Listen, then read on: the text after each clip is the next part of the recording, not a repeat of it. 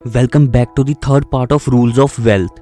इन rules को देखकर and अपनी लाइफ में इम्प्लीमेंट कर आपकी अमीरी की जड़ें इतनी पक्की हो जाएंगी कि lack of money, financial distress, financial mismanagement, financial illiteracy, इन सारे शब्दों का मतलब हमेशा के लिए भूल जाओगे, क्योंकि रूल्स को इम्प्लीमेंट करने के बाद ऐसी कोई भी सिचुएशन से सामना कभी होगा ही नहीं। सो स्टार्ट करते हैं हमारा थर्ड और इस सीरीज का last part. Let's begin. Rule number 70 है, carry out a finance health check regularly. जैसे हमारी बॉडी हेल्दी है या नहीं, ये जानने के लिए हमें एक रीजनेबल टाइम के बाद फुल बॉडी हेल्थ चेकअप करवाना ही पड़ता है। इन दी सेम वे हमारी फाइनेंशियल हेल्थ सही है या नहीं, ये जानने के लिए हमें फाइनेंशियल हेल्थ चेकअप करना चाहिए। ऑथर के अकॉर्डिंग हमें ये financial health checkup every week करना चाहिए, लाइक एवरी मंडे मॉर्निंग। ऐसा करने से आपको कई वैल्यूएबल बेनिफिट्स होंगे, लाइक आप आने वाले चेंजेस पर जल्दी एक्ट एंड रिएक्ट कर पाओगे, ज़्यादा इन्फॉर्मेशन होगी फॉर बेटर डिसीजंस लेने के लिए। कुछ फाइनेंसेस में बहुत बड़ा लॉस हो जाए बिना आपके नोटिस के, इसके चांसेस बहुत ही कम हो जाएंगे एंड आपका अपने फाइनेंसेस के प्रति फोकस एंड इंटरेस्ट बढ़ेगा। And now the most important, financial health checkup करते दौरान हमें करना क्या है? वो ये करना है बेसिकली, बैंक रिकनसाइल करना है अपनी काउंटिंग बुक्स के साथ, क्रेडिटर्स एंड डेटर्स की लिस्ट अपडेट करनी है। किसी भी तरह की कोई लाइबिलिटी हो किसी भी अमाउंट की, उसे देखना है एंड उसे पे कैसे करना है, पार्टली या कंप्लीटली, इसके बारे में सोचना है। फ्यूचर में ऐसा कौन सा इवेंट होने वाला है जहाँ से हमें ज़्यादा प्रॉफिट या लॉस हो सकता है। इन्वेस्टमेंट्स का स्टेटस देखना है कि कैसे परफॉर्म कर रही है एंड ये एक्टिविटी आपको करनी है every week. Rule number 71, get some money mentors. मुझे सब कुछ पता है, मुझे बहुत नॉलेज एंड एक्सपीरियंस है, ये मेंटोर गाइड इन सब की कोई ज़रूरत नहीं है मुझे, मैं खुद ही बहुत समझदार हूँ। ऐसे सेंटेंसेस बोलना तो बहुत दूर की बात है, सोचना भी नहीं है हमने। हमें दूसरों से सीखना है पूरे फोकस के साथ, उनकी हर एक बात को सुनना है जिनसे भी हम गाइडेंस ले रहे हैं। एंड बात फाइनेंस की हो रही है तो हमें सिर्फ और सिर्फ self made and experienced entrepreneurs को ही अपना मेंटोर बनाना है और किसी को भी नहीं। अगर आपके पास उनका एक्सेस है, आप उनसे इजीली कांटेक्ट कर सकते हो, फिर तो ये बेस्ट सिचुएशन है। बट इन मेजॉरिटी केसेस हम इनसे पर्सनल एंड डायरेक्ट कांटेक्ट शायद ना कर पाएं। तो इस केस में हम कैसे सीखेंगे इनसे? इनकी बुक्स पढ़कर, इंटरव्यूज देखकर, उनके सेमिनार या कोर्सेज अटेंड कर। कंक्लूजन यही है कि जो लोग उस काम में सक्सेसफुल हैं जो आप करना चाहते हो, उनसे सीखो ज़्यादा से ज़्यादा। Rule number 72, play your hunches. जब भी आप फाइनेंशियली वेल्दी बनने के लिए स्टेप उठाओगे तो आपकी गट फीलिंग, इंट्यूशन पावर आपको जरूर सिग्नल करेगी कि वो स्टेप सही है या नहीं। हाँ, आपको डिसीजन लेते time logics, facts and figures को तो कंसीडर करना ही है, बट आपको अपने अंदर की आवाज़ को भी कंसीडर करना है। Rule number 73, don't sit back. In the first place में जो भी आप कर रहे हो उसमें आप सक्सेसफुल भी हो गए एंड आपने एक रीजनेबल अमाउंट भी जनरेट कर ली and now is the time to speed up the gear. हाँ, हमें रेस्ट जरूर करना है, सुबह से रात तक गधों की तरह काम नहीं करना, बट आपके अंदर जो स्पार्क थी जब आप स्टार्ट कर रहे थे उसको मत बुझने देना थोड़ी सी सक्सेस मिलने के बाद। So you must not sit back. Rule number 74, get someone to do the stuff you can't. Financial wealthy बनने के सफर में आपको सिर्फ और सिर्फ प्राइमरीली उस काम पर फोकस करना है एंड उसी काम पर फोकस करना है जिसमें आप एक्चुअल में अच्छे हो एंड ज्यादा से ज्यादा कामों को डेलीगेट करना सीखो। टीम बिल्डिंग पर फोकस करो, सारे काम खुद ही मत करने लग जाओ एंड टीम बिल्डिंग करते टाइम इन 10 पॉइंट्स पर मेन फोकस रखो। आपको पता होना चाहिए आपको सामने वाले से एग्जैक्टली चाहिए क्या है एंड कौन सा टीम मेंबर उस काम के लिए अकाउंटेबल एंड रिस्पॉन्सिबल होगा। अपने टीम मेंबर से पूरा डिटेल में डिस्कस करो उस काम के बारे में जो आप उनको डेलीगेट करने वाले हो, उनकी रेम्यूनरेशन, गाइडलाइंस एक्सेट्रा।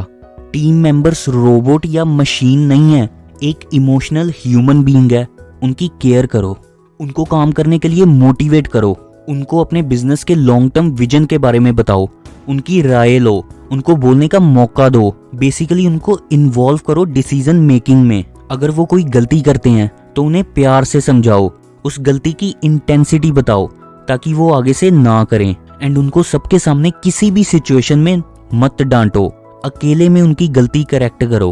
रेस बढ़ाने के साथ साथ प्रेज भी उनकी खुलकर करो अगर वो अपना काम अच्छे से करते हैं। अपनी टीम के लिए realistic and achievable target set करो उनकी कैपेबिलिटी के अकॉर्डिंग। अपनी टीम के लिए स्टैंडर्ड्स एंड टारगेट सेट करने से पहले अपने लिए टारगेट सेट करो एंड उसको अचीव करो। इससे आपकी टीम आपको अपना रोल मॉडल समझेगी एंड आप जो इंस्ट्रक्शंस दोगे उनको उसको वो सीरियसली लेगी। Remember, you are the boss and not their friend. अपनी बाउंड्री सेट करो एंड रीजनेबल डिस्टेंस होना चाहिए आपके और टीम के बीच में। प्रोफेशनल इन्वायरमेंट को फ्रेंडली इन्वायरमेंट में कन्वर्ट ना होने दो। Rule number 75, know yourself, solo, duo और टीम प्लेयर। अमीर बनने की राह में आपको खुद को जानना बहुत जरूरी है। मैं यहाँ स्पिरिचुअलिटी के बारे में बात नहीं कर रहा कि आप अपने आप से हु एम आई क्वेश्चन पूछते जाओ, मेडिटेशन करने लग जाओ। यहाँ पर ऑथर का मीनिंग है कि आपको अपनी स्ट्रेंथ एंड वीकनेस के बारे में पता होना बहुत ज्यादा जरूरी है। कि आपको टीम प्लेयर मीन्स 5-6 लोगों के साथ में काम करना अच्छा लगता है, एक के साथ में काम करना अच्छा लगता है, या फिर बिल्कुल अकेले काम करना पसंद है। इस फैक्टर को भी फ्यूचर बिजनेस डिसीजंस में कवर करो। Rule number 76, look for the hidden asset opportunity. जब भी आपके सामने कोई अपॉर्चुनिटी आए आपके बिजनेस से रिलेटेड, आपके विजन से रिलेटेड, तो उसको जितनी जल्दी हो सके पकड़ो एंड उस पर पूरे दिलो जान से काम करो। अगर आपको लगता है अपॉर्चुनिटीज की कमी है या है ही नहीं, तो आपको अपनी ऑब्जर्वेशन पावर, लर्निंग को इंक्रीज करना पड़ेगा। बेसिकली अपने दिमाग को खोलना पड़ेगा। जब माइंड एक्सपैंड होगा तो अपॉर्चुनिटीज ऑटोमेटिकली दिखनी शुरू हो जाएगी। Rule number 77, don't try to get rich too quickly. जैसे हमने पिछले रूल्स में भी देखा, वेल्थ जनरेट एंड अक्यूमुलेट करना एक प्रोसेस है, कोई गेट रिच क्विक इवेंट नहीं है। वेल्दी बनने के प्रोसेस में आपकी फाइनेंशियल फाउंडेशन इतनी स्ट्रांग हो जाएगी कि कोई भी इवेंट आपको हिला नहीं सकता। And long term wealth generate करने के प्रोसेस में पैसा तो मिलेगा ही, और साथ ही साथ आप अपनी हेल्थ एंड फैमिली को भी टाइम दे सकोगे without any compromise. And get rich quick में आप जितनी जल्दी से अमीर बनते हो उससे डबल स्पीड के साथ आप नीचे भी आ जाते हो। सो वेल्दी बनने में जितना टाइम लगता है उतना तो लगता ही है। But the millionaire fast lane के ऑथर MJ डिमार्को तो कहते हैं गेट रिच क्विक एग्जिस्ट। उनके स्टेटमेंट को, उनके परसेप्शन को डिटेल में समझेंगे जब मैं द मिलियनर फास्ट लेन की समरी बनाऊंगा।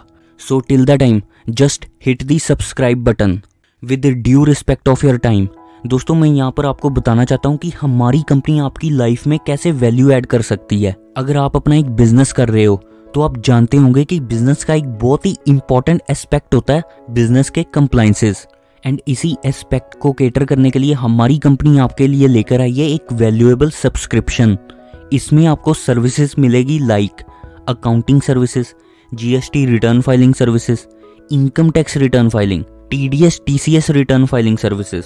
एंड दोस्तों, अगर आप अपनी प्राइवेट लिमिटेड कंपनी रन कर रहे हो या लिमिटेड लाइबिलिटी पार्टनरशिप रन कर रहे हो तो MCA के compliances, tax planning, financial planning, income tax notice management, GST notice management and और है। एंड दोस्तों, अगर आप अपना बिजनेस नहीं कर रहे हो, कहीं पर जॉब कर रहे हो एंड आप अपनी इनकम टैक्स रिटर्न फाइल करना चाहते हो तो उसकी प्राइसिंग है। एंड इनमें से किसी भी सर्विस को ऑप्ट करने के लिए आप हमारी टीम से बात कर सकते हो। एंड हमारी टीम पूरे पेशेंस एंड डेडिकेशन के साथ आपके केस को समझेगी एंड डिटेल में गाइड करेगी। सो अब चलते हैं अपने नेक्स्ट रूल की तरफ। Rule number 78, always ask what's in it for them, there are absolutely no free lunches in this world. इस स्टेटमेंट को अपने दिल और दिमाग पर गाड़ लो। कोई भी इंसान आपके साथ जुड़ना चाहता है किसी भी तरीके से बिजनेस वर्ल्ड में, तो ये फाइंड आउट करो कि उसका रियल मोटिव क्या है, उसको बेसिकली आपसे चाहिए क्या है। ऑथर यहाँ पर ये नहीं कह रहे कि सबको शक की नजरों से देखना शुरू कर दो, but when it comes to money थोड़ा सस्पिशियस होना जरूरी है। कभी भी किसी भी सिचुएशन में ऐसी डील मत करो जिसमें आपको लगता है कि सिर्फ और सिर्फ आप ही का फायदा हो रहा है। किसी डील में सिर्फ और सिर्फ आप ही का फायदा हो रहा है, ये सिर्फ और सिर्फ एक इल्यूजन है। कोई भी इतना बेवकूफ नहीं है जो अपना नुकसान करेगा आपके फायदे के लिए। ये सिर्फ और सिर्फ एक ट्रैप है। बेसिकली ऑथर का कहना है किसी भी डील में एंटर करने से पहले उसका पूरा ड्यू डिलीजेंस करो, उसके बाद ही एक्ट करो। Rule number 79, make your money work for you. अपने पैसों को कभी भी आइडल मत छोड़ो, उनको काम पर लगाओ। हम चाहे जॉब कर रहे हो या बिजनेस, हम सब काम पर जाते हैं। इन दी सेम वे पैसों को भी काम पर लगाओ ताकि वो आपके लिए और पैसों को खींच कर लेकर आए। ऑथर ने इस रूल में कुछ पॉइंट्स कवर करे हैं पैसों को इन्वेस्ट करने से रिलेटेड। एक रीजनेबल अमाउंट के बाद अपने पैसों को सेविंग या करंट अकाउंट में आइडल मत रहने दो, उसको हाई इंटरेस्ट इन्वेस्टमेंट में इन्वेस्ट करो। कोई आपको चेक दे, उसको इमीडिएटली बैंक में प्रेजेंट करो। अगर आपके पास कोई एडिशनल प्रॉपर्टी है, उसको कभी भी खाली मत रखो, जल्दी से जल्दी रेंट पर लगाओ। पैसों की रिटर्न ज़्यादा से ज़्यादा कहाँ पर मिलेगी, वो सारे ऑप्शंस एक्सप्लोर करते जाओ। And always remember, idle money is equal to wasted money. Rule number 80, know when to let go of the investments. Investments को खरीदने का हर एक इंसान का अपना थॉट प्रोसेस एंड वे होता है। ऐसे ही इन्वेस्टमेंट्स को सेल करने का भी हर एक इंसान का अपना कोई स्ट्रॉन्ग रीज़न होता है। ऑथर अपना रीज़न बताते हैं इस बुक में कि अगर कोई उनकी इन्वेस्टमेंट अगर उन्हें 5 साल में उनका पैसा डबल ना कर दे तो वो उस इन्वेस्टमेंट को सेल कर देते हैं। ये तो चलो ऑथर का अपना रीज़न है सेल करने का, लेकिन इसके अलावा भी कई सारे रेड फ्लैग्स होते हैं जहाँ पर हमें अपनी इन्वेस्टमेंट्स को सेल कर देना चाहिए। आपने किसी कंपनी में इन्वेस्ट किया एंड फिर बाद में आपने कुछ ऐसा डिस्कवर किया या आपकी नॉलेज में ऐसा कुछ आया जो कि ठीक नहीं है उस कंपनी के बारे में, सस्पिशियस है। आपको कोई और अपॉर्चुनिटी मिली है जहाँ पर आप एग्जिस्टिंग इन्वेस्टमेंट से ज़्यादा रिटर्न जनरेट कर सकते हो इन्वेस्ट करके। आपका डिजायर्ड रिटर्न आपको मिल गया है, आपका उस इन्वेस्टमेंट या एसेट क्लास में इंटरेस्ट ही खत्म हो चुका है। आपने पहले बिना रिसर्च के ही देखा देखी में हाइप के चलते वो इन्वेस्टमेंट करी, बट अब उस इन्वेस्टमेंट के बारे में ज़्यादा इन्फॉर्मेशन पता चलने पर, बेसिकली उस इन्वेस्टमेंट की सच्चाई पता चलने के बाद अब वो इन्वेस्टमेंट आपको ठीक नहीं लग रही। देखो, ये कुछ साइंस हैं इस बुक के अकॉर्डिंग जिसको आपको अपनी इन्वेस्टमेंट को रिव्यू करते टाइम कंसीडर करना है। बाय द वे, इस टॉपिक पर when to sell your investment पर मैं एक डिटेल्ड वीडियो बनाऊंगा in the upcoming time. Rule number 81, know your own style. कोई लॉन्ग टर्म इन्वेस्टिंग करता है, कोई शॉर्ट टर्म करता है, कोई करता ही नहीं है। कोई ट्रेडिंग करने को ही इन्वेस्टिंग करना समझता है। कोई ऑप्टिमिस्ट होता है, कोई over conservative and over cautious होता है, कोई कॉम्पिटिटिव ज़्यादा होता है एंड किसी में इम्पेशंस, फेयर एंड डेस्परेशन की भावना ज़्यादा होती है। ये सभी फैक्टर्स को कंसीडर कर ये जानना बहुत ज़रूरी है कि आप कौन से टाइप के इन्वेस्टर हो, आपका इन्वेस्टिंग स्टाइल क्या है। Just get to know yourself before investing. Rule number 82, know why you should be able to read a balance sheet and how. हर कंपनी की फाइनेंशियल स्टेटमेंट्स होती है एंड फाइनेंशियल स्टेटमेंट्स का एक बहुत ही ज़्यादा इंपॉर्टेंट कंपोनेंट होता है जिसको हम बैलेंस शीट कहते हैं। बैलेंस शीट के बेसिकली 3 पार्ट्स होते हैं, equity that is capital, assets and liabilities. Assets means जो भी कंपनी ओन करती है, building, bank balance, investments, cash, inventory, vehicles और ना जाने बहुत तरह के एसेट्स जो कंपनी ओन करती है। एंड लाइबिलिटीज जो कंपनी के ऊपर देनदारी है लोगों की, लाइक बैंक लोन, सप्लायर्स की देनदारी etcetera. And assets minus liabilities is equal to equity. Equity के मेजरली 2 पार्ट्स होते हैं, capital and reserves and surplus. Company जितना अच्छा करती जाएगी उतनी ही स्पीड से कंपनी की इक्विटी की वैल्यू बढ़ती जाएगी। हालांकि इस रूल में मैंने बैलेंस शीट का एक बहुत ही बेसिक सा इंट्रोडक्शन दिया है, बट इन एक्चुअल रियलिटी ये बहुत ही बड़ा टॉपिक है फाइनेंशियल स्टेटमेंट एनालिसिस का। आपको बैलेंस शीट को कैसे एनालाइज करना है, इसे और अच्छे से एंड डीपली जानने के लिए आप ये बुक्स पढ़ सकते हो। Balance sheet decoded, romancing the balance sheet analysis, how to read a balance sheet. अगर आप अपनी फाइनेंशियल स्टेटमेंट को एनालाइज करने की स्किल को और ज़्यादा शार्प करना चाहते हो तो ही इन बुक्स को बाय करो, लिंक डिस्क्रिप्शन में है। Rule number 83, be 1 step ahead of your tax collector. हमारी इनकम का एक बहुत ही सिग्निफिकेंट पोर्शन टैक्स में चला जाता है एंड सबसे प्रॉब्लमेटिक बात है इस जगह पर कि हम अच्छी and absolutely legal tax planning कर टैक्स बचा सकते हैं, बट लेकिन due to lack of good tax adviser and lack of taxation knowledge हम वो टैक्स सेविंग ऑप्शंस को एक्सप्लोर करते ही नहीं एंड बेवजह ज़्यादा टैक्स देकर बैठ जाते हैं। चाहे आप जॉब कर रहे हो या बिजनेस कर रहे हो, अपनी बेस्ट कंप्लाइंस मैनेजमेंट के लिए आप हमारी कंपनी को कॉल कर सकते हैं। Rule number 84, learn how to make your assets work for you. Rich dad poor dad इस रेवोल्यूशनरी बुक के अकॉर्डिंग एसेट्स की डेफिनेशन है, an asset is something that puts money in your pocket. For example, अगर हमारे पास कोई property है, उसको हमने खाली रखा हुआ है, रेंट पर नहीं चढ़ाया, या हमने वहाँ पर कोई प्रोडक्शन फैसिलिटी नहीं बनाई जहाँ पर कुछ प्रोड्यूस हो एंड हमारे देश की जीडीपी इंक्रीज हो, तो फिर ऐसी प्रॉपर्टी सिर्फ नाम की एसेट है, बट इन एक्चुअल रियलिटी में वो एक डेड एसेट है। हाँ, उसकी वैल्यू कई सारे फैक्टर्स को कंसीडर करने के बाद ईयर ऑन ईयर इंक्रीज होगी, बट हमें इतने से सेटिस्फाई नहीं होना है। हमें अपने एसेट्स को काम पर लगाकर और ज़्यादा कैश फ्लो जनरेट करना है एंड और ज़्यादा उसकी वैल्यू इंक्रीज करनी है। So don't let an asset sit idle. Rule number 85, don't ever believe you are only worth what you are being paid. ज़्यादातर लोगों का बिलीफ सिस्टम इतना वीक हो चुका है, उनको लगता है कि जो उनके एम्प्लॉयर ने उनकी वैल्यू लगाई है वही उनकी एक्चुअल वैल्यू है, बट ऐसा बिल्कुल भी नहीं है। आप अपना पूरा फोकस अपस्किल करने पर करो, latest skills which is relevant for your industry in which you are working, सीखने पर करो। एंड देन आपको ज़्यादा पैसे डेस्परेटली मांगने नहीं पड़ेंगे, अपने आप ही मिलने लगेंगे विद बेयर मिनिमम मार्केटिंग के साथ। अगर आप कहीं जॉब कर रहे हो एंड अगर आपको स्ट्रांगली लगता है कि आप 80,000 रुपीज़ पर मंथ डिजर्व करते हो एंड आप उस कंपनी में जेन्युइनली ज़्यादा से ज़्यादा वैल्यू ऐड कर सकते हो, तो किसी भी सिचुएशन में 80,000 से नीचे नेगोशिएट मत करना। क्विट कर दो ऐसी कंपनी को एंड कोई और कंपनी ढूंढो जो आपको आपकी स्किल्स एंड जो भी आप उस कंपनी में वैल्यू ऐड करोगे उसके हिसाब से आपको फेयर पे करे।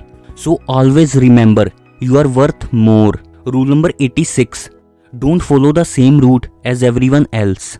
किसी भी इंसान ने इस दुनिया में कुछ भी इन्वेंट किया है, कुछ बहुत बड़े लेवल पर बिजनेस एम्पायर खड़ा कर कर लोगों को वैल्यू दी है, इन सभी लोगों में एक चीज कॉमन है कि इन सभी लोगों ने वो नहीं किया जो इनके आसपास के लोग कर रहे थे।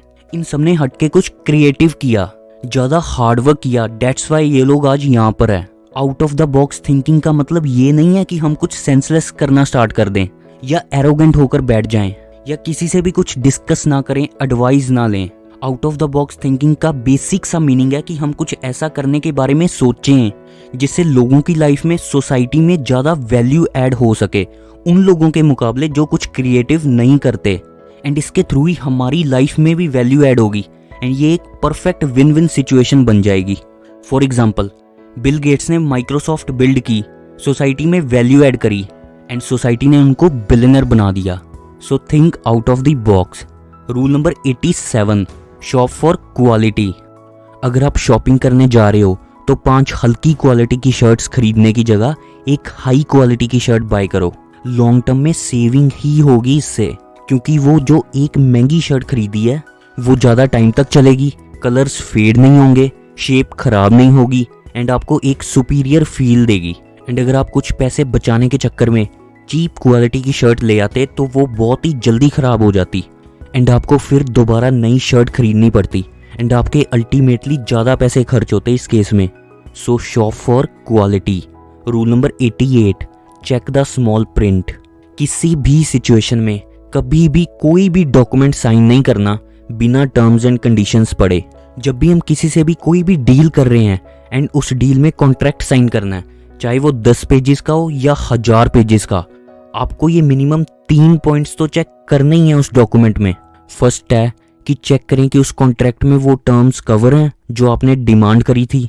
सेकंड, किसी भी तरह का कोई ऐसा हिडन क्लॉज तो नहीं है जिससे पूरे कॉन्ट्रैक्ट का बेसिक ऑब्जेक्टिव ही चेंज हो जाता हो। And last but not the least, third point है पेनल्टी क्लॉजेस को चेक करना। सो आप इन सभी पॉइंट्स का ध्यान रखो and always remember, small print can cost you, check it carefully. Rule number 89, don't spend it before you have got it. किसी भी सिचुएशन में अपने फ्यूचर इनकम के बेसिस पर आज मत खर्चा करो। लाइक फ्यूचर में सैलरी आने तो वाली ही है, इसलिए मैं आज ही ये खरीद लेता हूँ, पे कर दूंगा धीरे धीरे।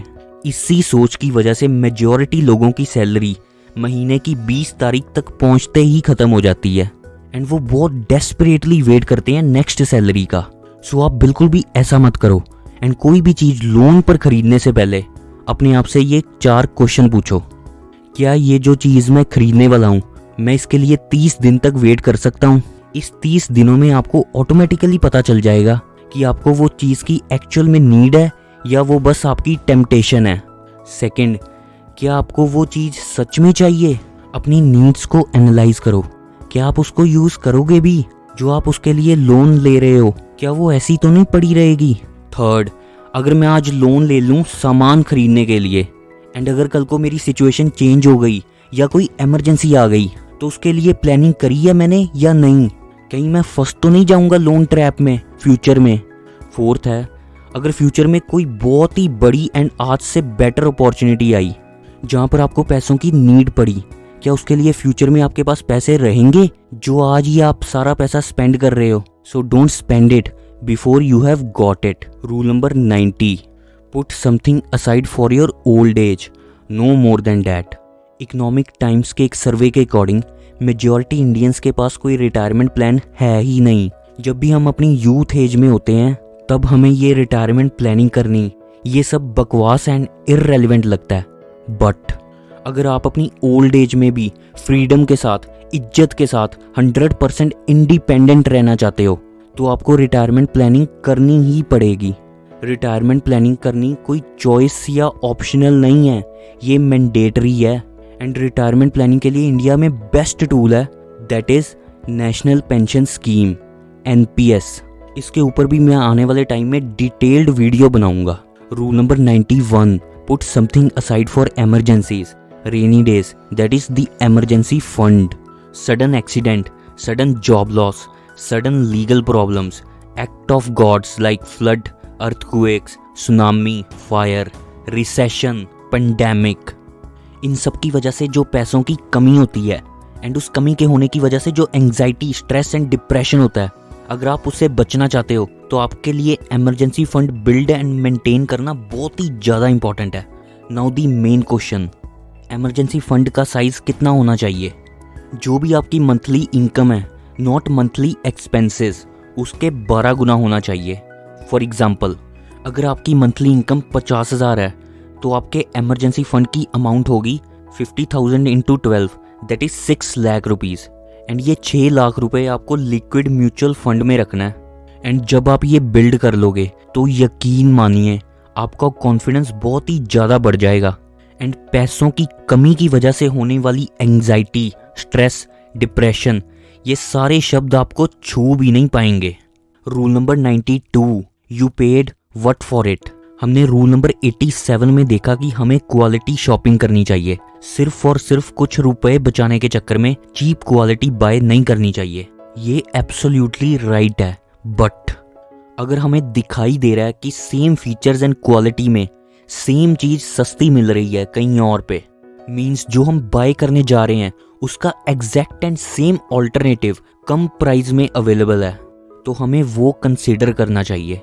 बेसिकली हमें कोई भी एक्सपेंसिव परचेज नहीं करनी चाहिए जो अपने एक्सपेंसिव होने की जस्टिफिकेशन ना दे सके। Rule number 93, never borrow money from friends और फैमिली। हमारे दोस्त, रिश्तेदार, भाई बहन, ये सब हमें प्यार करने के लिए हैं, पैसे देने के लिए नहीं। जिनसे भी आपका इनफॉर्मल रिलेशनशिप है उसको फाइनेंशियल एंड बिजनेस रिलेशनशिप में कभी भी कन्वर्ट ना होने दो। अगर पैसों को दोस्ती, रिश्तेदारी में लेकर आओगे तो बहुत ही ज़्यादा चांस है कि ये रिलेशनशिप खराब हो जाएगा। सो अपने दोस्तों, रिश्तेदारों एंड इवन परिवार वालों को दोस्त, रिश्तेदार एंड परिवार वाले की तरह ही ट्रीट करो, बैंक या फंडिंग एजेंसी की तरह नहीं। Rule number 94, don't surrender equity. ये पॉइंट काफ़ी इंटरेस्टिंग एंड इम्पॉर्टेंट है। अगर आप अपनी खुद की कंपनी रन कर रहे हो तो आप अपनी तरफ से पूरी कोशिश करो कि आपको अपने बिजनेस के लिए किसी angel investor, private equity and venture capitalist से फंडिंग लेनी ना पड़े। आप अपना पूरा फोकस बिजनेस को बूटस्ट्रैप करने पर रखो।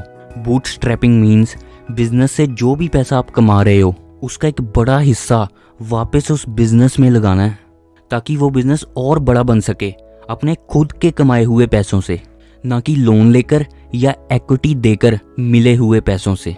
एंड बिजनेस को बूटस्ट्रैपिंग करने के लिए अगर आपको इंस्पिरेशन चाहिए तो वो ये 2 कंपनीज हैं, जीरोधा एंड जोहो। ये दोनों कंपनीज अपनी फील्ड में हाईली सक्सेसफुल एंड प्रॉफिटेबल है। एंड द मेन पॉइंट, इन दोनों कंपनीज ने आज तक एक भी रुपया बाहर से रेज नहीं करा। 100% कंपनीज की इक्विटी इनके प्रमोटर्स के पास है। And on the other hand, मैं या ऑथर फंडिंग के पूरी तरह अगेंस्ट नहीं है। अगर आपको एंजल इन्वेस्टर या वेंचर कैपिटल फर्म से फंड रेज करना भी है तो इन पॉइंट्स का मेजरली ध्यान रखो। आपको जिस इंसान से भी फंड रेज करना है उसके अंदर strong business acumen and skills होनी चाहिए। वो आपके बिजनेस में इंटरफेयर ना करे ज़्यादा एंड फ्रीडम दे बिजनेस करने की पूरी तरह से। जितनी कम हो सके उतनी कम इक्विटी देनी है बिजनेस की फंड रेज करते वक्त। एंड फंडिंग की टर्म शीट में बायबैक क्लॉज जरूर होना चाहिए ताकि जब आपके पास फ्यूचर में पैसा हो तब आप उस इंसान से जिसे आपने इनिशियली फंड रेज करने के लिए शेयर बेचे थे उससे आपकी कंपनी की करंट वैल्यूएशन पर अपने शेयर्स वापस खरीद सकें। And lastly, if possible bootstrapping के रास्ते ही जाएं, जितना हो सके एक्सटर्नल फंडिंग से दूर रहें। Rule number 95, use your wealth wisely. जब भी आप अननेसेसरी एक्सपेंसेस करो, पार्टीज करो एंड शो ऑफ कर रहे हो अपनी वेल्थ का, तब आप उस वजह को याद करना, अपने फाइनेंशियल विजडम को याद करना जो आपके पास था जब आपके पास वेल्थ थी ही नहीं या जब आप वेल्थ एक्वायर करने के प्रोसेस में थे। लाइक एक कंप्लीटली डेट फ्री लाइफ, अपना मनपसंद एंड मर्जी का काम करना, इन्वेस्टमेंट करना, एक अच्छा कंप्लीटली डेट फ्री होम जहाँ पर आप अपने परिवार के साथ क्वालिटी टाइम स्पेंड कर सको एंड एंजॉय कर सको। एंड द मोस्ट इम्पॉर्टेंट, अपने बच्चों को फाइनेंशियली एजुकेट करना क्योंकि ये नॉलेज तो उन्हें स्कूल कॉलेज में मिलने नहीं वाली। सो जब आपके पास वेल्थ हो देन जस्ट मेक श्योर आप इन्हीं सब कामों के लिए उसे यूज करें। Those who abuse their wealth don't tend to stay wealthy for long. Rule number 96, never lend money to friends और family unless you are prepare to write off. किसी भी दोस्त या रिश्तेदार को कभी भी पैसे उधार मत दो अगर वो दोस्त या रिश्तेदार आपके लिए इम्पोर्टेंट है। ऑथर या मैं आपको अपने लव्ड वंस की मदद करने से नहीं रोक रहे। यहाँ पर उनका मीनिंग है जब भी आप अपने दोस्तों या रिश्तेदारों को उधार दें तो उस पैसे के वापस आने की उम्मीद बिल्कुल छोड़ दें। उस अमाउंट को अपनी बैलेंस शीट से राइट ऑफ कर दें। एंड इफ पॉसिबल जहाँ तक हो सके पैसे दे ही नहीं किसी को। Lending money to friends and family is not okay unless you are prepared to write it off. Rule number 97, don't lend, take equities.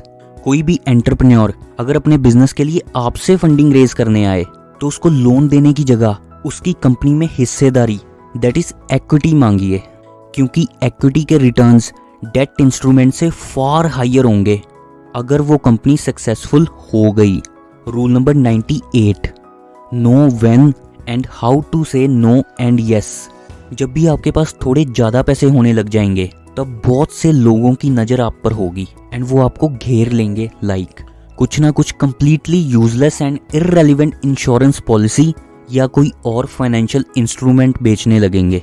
उधार मांगने वाले बहुत आ जाएंगे। ऐसी सिचुएशन में आपको सिर्फ और सिर्फ क्लियर कट नो बोलना है।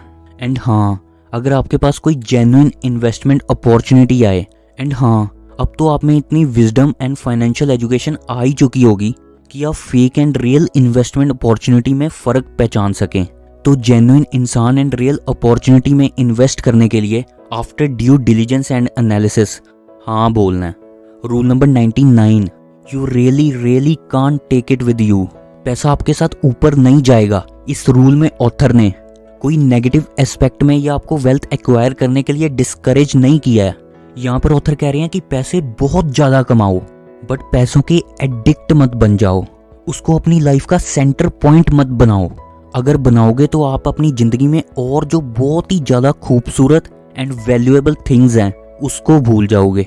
And now the last and 100th rule है नो व्हेन टू स्टॉप। आपने फाइनेंशियली एजुकेट होने के लिए, वेल्दी बनने के लिए कई सारी बुक्स पढ़ी, दिन रात काम किया कंसिस्टेंटली, वो भी सालों तक, बट अब आपने उतनी वेल्थ जनरेट कर ली है कि आप जिंदगी भर भी काम ना करें तब भी आपको पैसों की कमी नहीं आएगी। अब आप पूरी तरह से फाइनेंशियली फ्री इंसान हैं। सो अब वक्त है थोड़ा सा स्लो डाउन करने का एंड लाइफ के और एस्पेक्ट्स को एक्सप्लोर करने का। लाइक अपने लव्ड वंस के साथ ज़्यादा से ज़्यादा टाइम स्पेंड करना एंड इंजॉय करना, सोसाइटी में चैरिटी के थ्रू वैल्यू ऐड करना, स्पिरिचुअलिटी के साथ जुड़ना। हाँ, आपका काम तो साइड बाय साइड चलता ही रहेगा बट अब इस स्टेज पर आपकी लाइफ में वेल्थ के साथ साथ एक डीप सेटिस्फैक्शन एंड हैप्पीनेस भी होगी। So friends, thank you very much for giving this video your valuable time. इन सारे रूल्स को बिंज वॉच कर डालो ताकि ये आपके सबकॉन्शियस माइंड का हिस्सा बन जाएं। See you in the next video. All the very best for your great life.